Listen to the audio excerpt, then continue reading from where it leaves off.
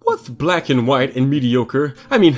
What's black and white and red all over? You know, aside from the contents of my waste paper bin, after I use the New York Times to paper cut the ticks off of my shaft, well, Platinum's first game, Madworld for one. Stylish as it is, I can only assume Platinum made Madworld black and white, because the developers were just as tired of the colors as the rest of us. In this, Escape from New York, shake the controllers like Muhammad Ali doing a Ravi Drums impression during an earthquake edition. It seems my prayers have finally reached God's ears, and New York is sealed off from the rest of the world. As a result, President Donald Plump dispatches a big-breasted Chinese Hellboy knockoff into the exclusion zone to find his daughter and imbue within her the type of tough love Daddy stopped giving her once her big girl hair came in and an Aran tampon fell into his shoe, creating a pleasant squishing noise with every step,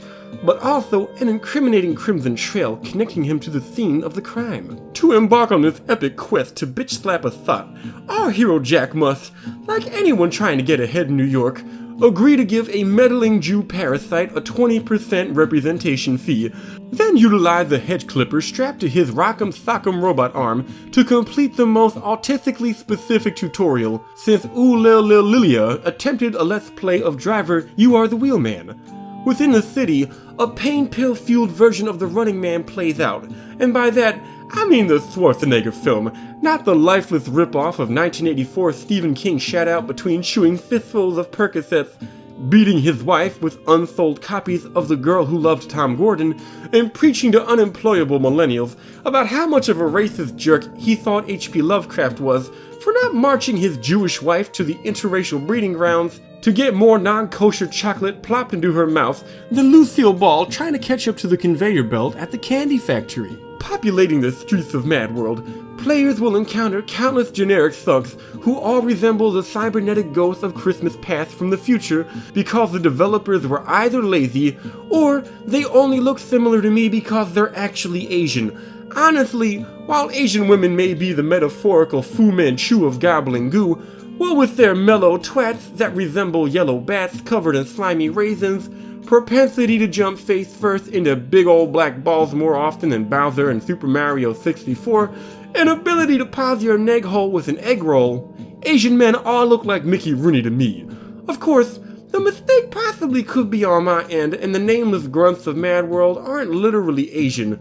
Rather, they just look that way because they contracted pink eye from eating ass, as we all do from time to time. Jesus once said, "He who drinks from my mouth will become like me, and I will become like him, and the hidden things will be revealed to him." So I think it's safe to assume that applies to drinking from gritty yellow buttholes as well. An honest mistake if you ask me, but let's get back to the game. After beating Madworld, I have come to the conclusion that its designers were creationists, as Jack's moveset never evolved. Players are dropped into eye-bleedingly monochrome arenas with infinitely respawning enemies in a moveset nearly as limited as Jack's options for stealthily pulling out a wedgie in public when he's already holding a drink in his non-chainsaw hand. Rather than rewarding a player's superior skill with unlockable moves or improved stats,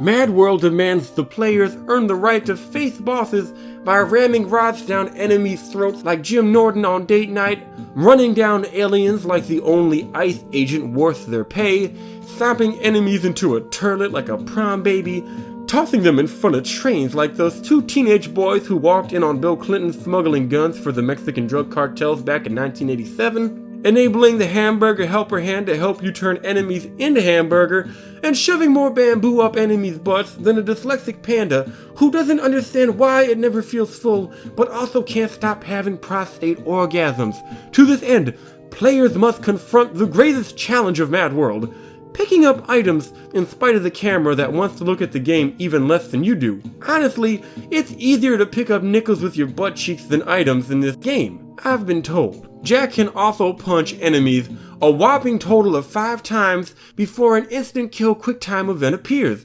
wherein Jack will utilize his Evil Dead infringing hand to rip out hearts, spines, and his own pubes every time he accidentally wipes his ass with the wrong hand. And can I just take a second to mention how much chainsaws in video games piss me off? I can't cut a hiding place in the fucking azalea bushes outside my neighbor's bathroom window without Lee's getting jammed between the bar and the saw chain. Unless Jack's saw blade is studded with British people's gross snaggly teeth, it ain't cutting jack fucking shit.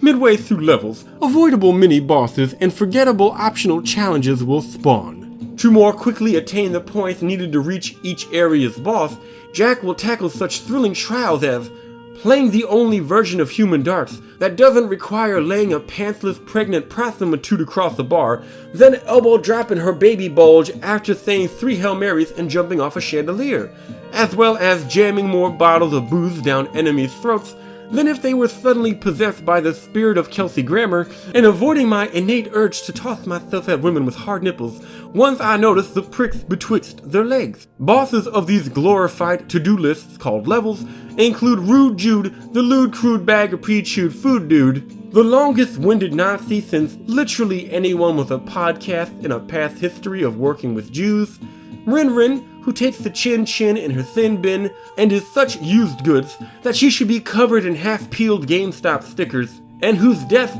is ironic considering that, after years of paying for medical school with thin-lipped blowjobs, Rin Rin herself was ultimately swallowed by a fat load. Later bosses include a mislabeled Tengu, who doesn't even have 1 goo, let alone 10, a lazy shogun who never actually bothers to show you a gun, a family that proves the saying correct that the family who yiffs together becomes stiffs together, as you finish them off with a good old-fashioned hate crime. These liquid-cooled idiots who are actually riding for Metal Gear Solid's life partner uncles, whom he loves but hasn't forgotten what they did to him in the tool shed, which is why he got that robotic body devoid of a booty hole in the first place. A Frankenstein monster whom pisses me off because, frankly, the devs never bothered to read the source material, or they would have realized Frankenstein was the name of the incest-loving doctor, not the homunculus that he made with electricity, horse shit, and cum.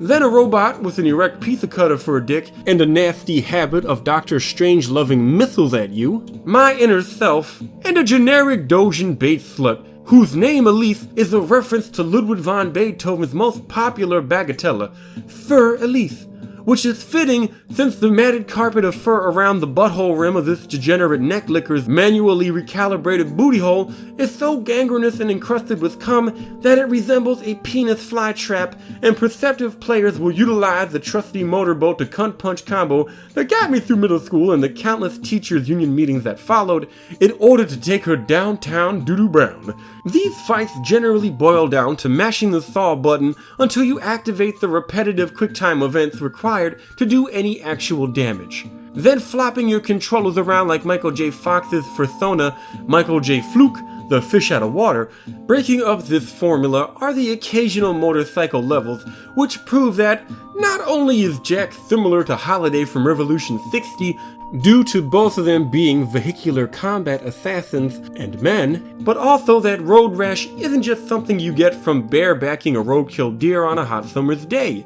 Commenting on the action are John DiMaggio and Greg Proops, whose names are anagrams for Oh Jig, I'm a Gonad, and Prager Poops, respectively. How bad is their repetitive, unmutable dialogue? Well, this review would have been 20 minutes longer if they hadn't already stolen half of my lines as I was in the middle of writing them. Though, I am a little disappointed that they never figured out a joke about Jack's extra lives being balloons, involving the destruction of his balloon knot.